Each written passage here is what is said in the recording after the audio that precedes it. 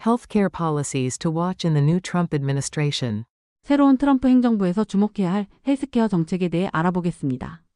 트럼프 대통령 당선자의 새로운 행정부와 차기 이외에는 원격 진료, 의약품 승인, 의료기기 보상 등 헬스케어 분야의 기업가들에게 중요한 여러 정책 문제를 다룰 것으로 예상됩니다. 새 행정부는 미국 식품의약국, 마약단속국, 연방거래위원회 등 주요 기관의 지도부를 교체할 가능성이 높습니다. 이는 스타트업과 벤처 투자자들에게 중대한 영향을 미칠 것입니다.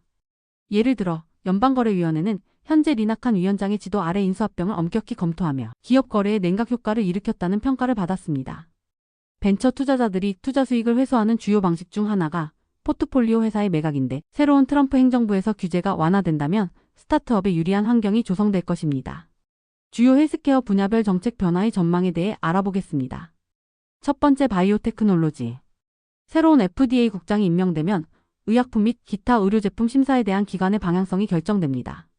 트럼프 대통령은 첫 임기에서 벤처 자본가였던 스콧 고틀리브 박사를 FDA 국장으로 임명한 바 있습니다.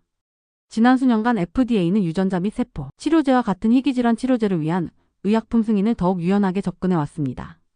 트럼프 행정부에서는 이러한 추세가 계속되거나 더 확대될 가능성이 있습니다.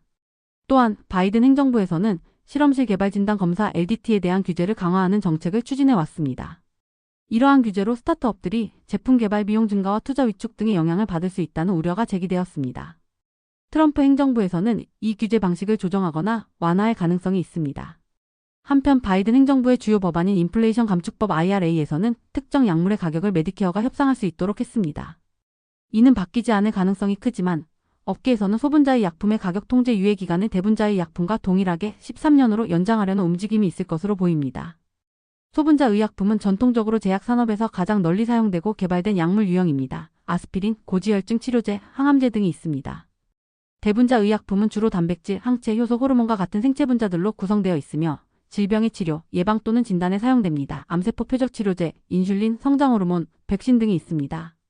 두 번째, 의료기기입니다.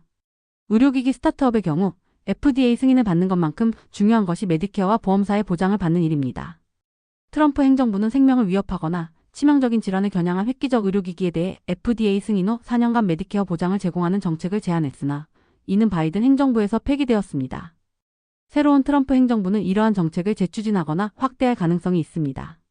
이는 의료기기 산업의 오랜 과제였던 FDA 승인 후 메디케어 보장까지의 시간지연 문제를 완화할 수 있을 것입니다.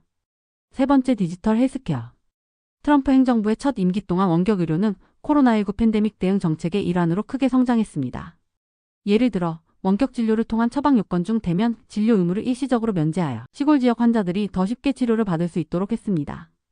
그러나 일부 원격 의료 스타트업이 자극제 약물을 과잉 처방했다는 비판도 있었습니다. 이 규제 면제는 올해 말 종료 예정이지만 DEA는 연장을 고려 중입니다. 새로운 트럼프 행정부에서는 현재의 접근성을 유지하면서도 부적절한 처방을 방지하는 영구적인 규칙을 마련할 가능성이 있습니다.